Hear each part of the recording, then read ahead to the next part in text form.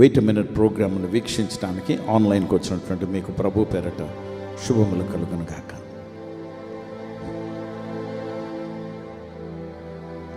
Road junction దగ్గర ఉన్నావా? Are you at the cross roads? Cross roads అంటే ఒక 4 రోడ్ల జంక్షన్ దగ్గర అన్నమాట. క్రాస్ రోడ్స్ అంటే ద ఇంటర్సెక్షన్ బిట్వీన్ 2 రోడ్స్. అక్కడికి వచ్చిన తర్వాత నీవు ముందుకు వెళ్ళాలా, లెఫ్ట్కి వెళ్ళాలా, రైట్కి వెళ్ళాలా నీకు తెలియకపోతే అక్కడ ఉండి నీవు GPS ఆన్ చేసుకోవటము, ఆ ప్రక్కన ఉన్న వారిని ఎవరినైనా అడగటము నువ్వు చెయ్యాలి. ఈరోజు నీ జీవితంలో అదే పరిస్థితి లేదు. ఎటు వెళ్ళాలో నీకు తెలియటం లేదా? గతంలో నీవు ఇటేమో అనుకుంటే అటు వెళితే నువ్వు నష్టపోయావా? ఆ కోర్స్ చేస్తే అది బాగుంటుంది అనుకుని ఆ డిగ్రీ చేయటం వల్ల నీకు ఉపయోగం అనుకుని చేసిన తర్వాత ఇప్పుడు ఉద్యోగాలు రాని పరిస్థితి.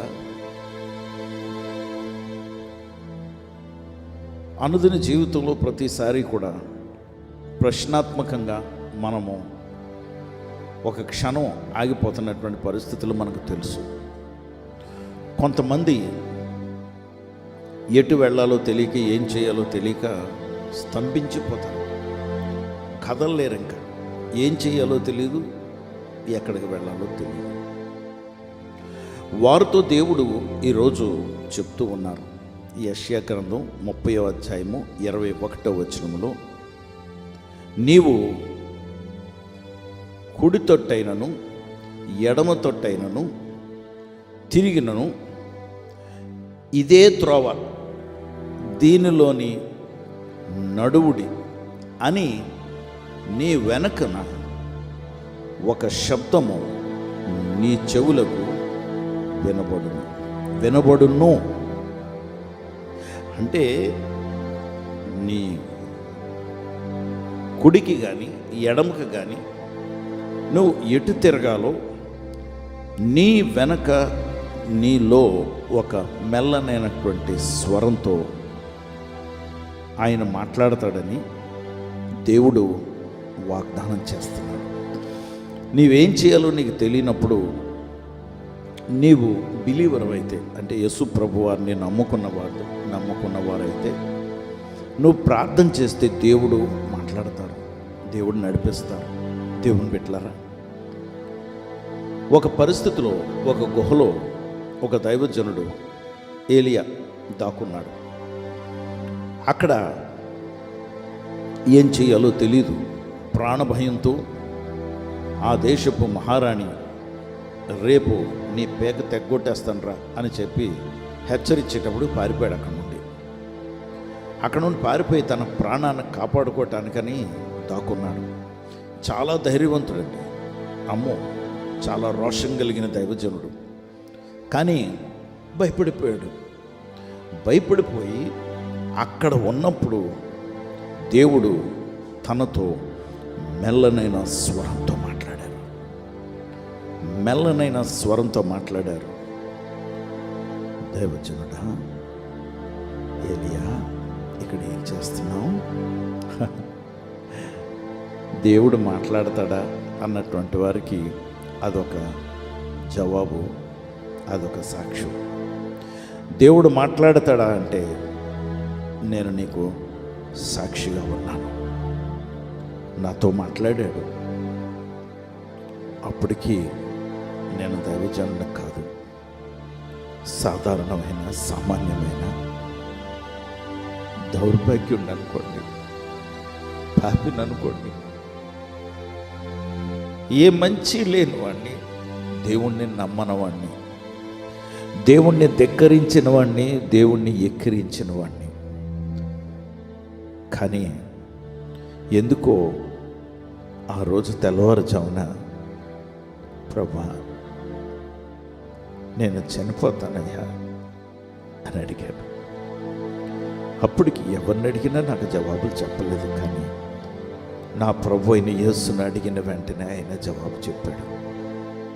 నా కుమారుడా, నా కుమారుడా, నీవు చనిపోనక్కర్లేదు, నీ కొరకు నేను చనిపోయాను. ఈ చచ్చినోడు ఎలా మాట్లాడుతున్నాడు అనుకున్నాను. ఆయనతో మాట్లాడుతూ ప్రార్థన అంటే ఏదో మంత్రంలాగా అనుకున్నాను, కానీ ఆయనతో మాట్లాడుతూ ఆయన జవాబిస్తాడు అని అనుకోలేదు. ప్రార్థన అంటే ఇందులో మనం నేర్చుకోవలసినటువంటి విషయం ఏంటంటే, it's a dialogue, not a monologue. ప్రార్థన అంటే ఎప్పుడు మన బాధ, గాథ, అవసరతలు చెప్పడమే కాదు, ఆయన మాట్లాడుతున్నప్పుడు వినటం కూడా. That is prayer. ఆయన జవాబిచ్చారు. ఆయన ఈరోజు నీతో మాట్లాడుతున్నారు, నీతో చెప్తున్నారు.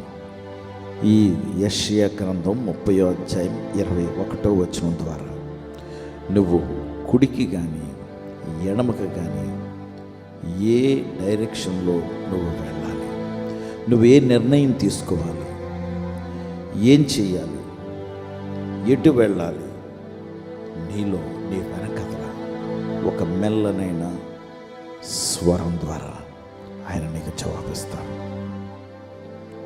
ఒప్పుకుని, ప్రభా నువ్వు చెప్పావు, నేను నిర్ణయం తీసుకుంటున్నాను అని నువ్వు కన్ఫర్మ్ చేసి ఆయన దగ్గర, నాకు రుజువు కావాలి ప్రభా అంటే తప్పకుండా రుజువు ఇస్తారు, తప్పకుండా ఇస్తారు. దేవుని బిడ్డలారా, ఆయన అడగండి, ఆయన సంప్రదించండి.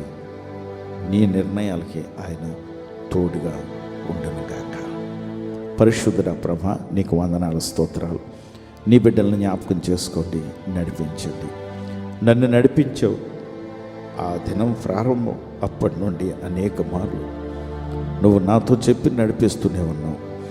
ఈ మెల్లనైన స్వరం విన్నప్పుడు, నీ మెల్లనైన స్వరం విన్నప్పుడు అది నా స్వరం ఏమో అనుకుని డైరెక్షన్ తప్పుదారిలో నేను వెళ్ళినా మరలా చేయి పట్టుకుని నన్ను వెనక్కి తీసుకొచ్చావు.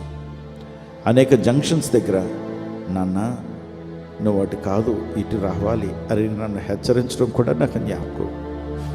ఈరోజు నా సొంత మార్గాలు, సొంత ఆలోచనలు బట్టి నడిచినటువంటి విధానాన్ని బట్టి మమ్మల్ని అందరినీ సొంతగా మాకు మేము నిర్ణయాలు తీసుకుని నడిచినందుకు క్షమించమని, మా చేతులు నీ చేతుల్లో తీసుకుని నీ చిత్తమును బట్టి నడిపించమని మా ప్రభువు రక్షకుడు యేసుక్రీస్తు వారి నామములో ప్రార్థించి వేడుకొంచున్నాము తండ్రి.